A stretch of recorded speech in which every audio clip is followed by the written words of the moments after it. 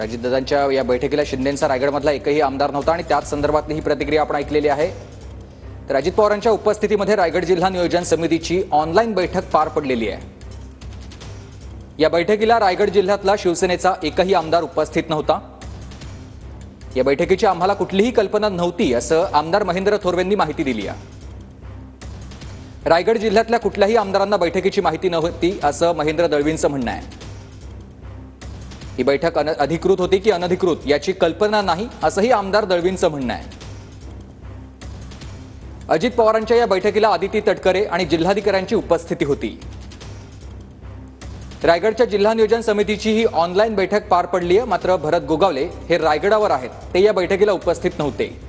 याआधी देखील रायगडचे शिवसेना आमदार अजितदादांना भेटायला गेलेले होते, मात्र त्यावेळेला त्यांची भेट झालेली नव्हती।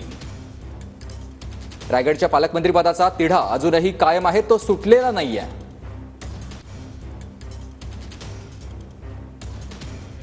रायगड जिल्हा नियोजन समितीची बैठक पार पडलेली आहे। रायगड जिल्ह्याच्या पालकमंत्रीपदासंदर्भातला तिढा अद्याप सुटलेला नाही आणि अशामध्येच उपमुख्यमंत्री अजित पवार यांच्या उपस्थितीमध्ये रायगडच्या या जिल्हा नियोजन समितीची बैठक पार पडलेली आहे।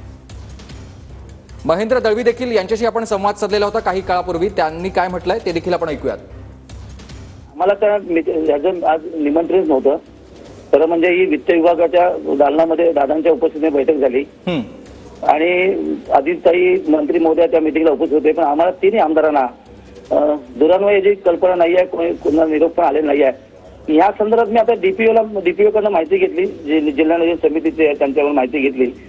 ते त्या मीटिंगला उपस्थित होते, जिल्हाधिकारी ऑनलाईन उपस्थित होते, पण आमच्या जिल्ह्यातल्या कुठल्याही आमदाराला या संदर्भातली कुठलीही सूचना नव्हती। खरं तर ही मीटिंग अधिकृत होती की अनधिकृत आम्हाला माहित नाही आहे, पण या संदर्भात आमचे नेते आदरणीय शिंदे साहेबांबरोबर आम्ही चर्चा निश्चित करणार की वारंवार अशा पद्धतीने आमच्यावर होणाऱ्या अन्यायाविषयी नक्की आम्हाला त्याच्यामध्ये न्याय मिळाला पाहिजे, नक्की भूमिका करणार। रायगडमध्ये पालकमंत्र्यांचा अजूनही तिढा सुटलेला निश्चित नाही आहे। आमची आग्रही मागणी आहे की भरतशेठ आमचे पालकमंत्री व्हायला पाहिजेत आणि सगळे रायगडवासियांची इच्छा आहे, प्रोटोकॉल आहे, त्याप्रमाणे आजच्या मिटिंगला न बोलून कदाचित मला माहिती आहे त्यांना काय साध्य झालं ते, पण न बोलून आमचा अवमान झाला असं नक्की सांगेन मी।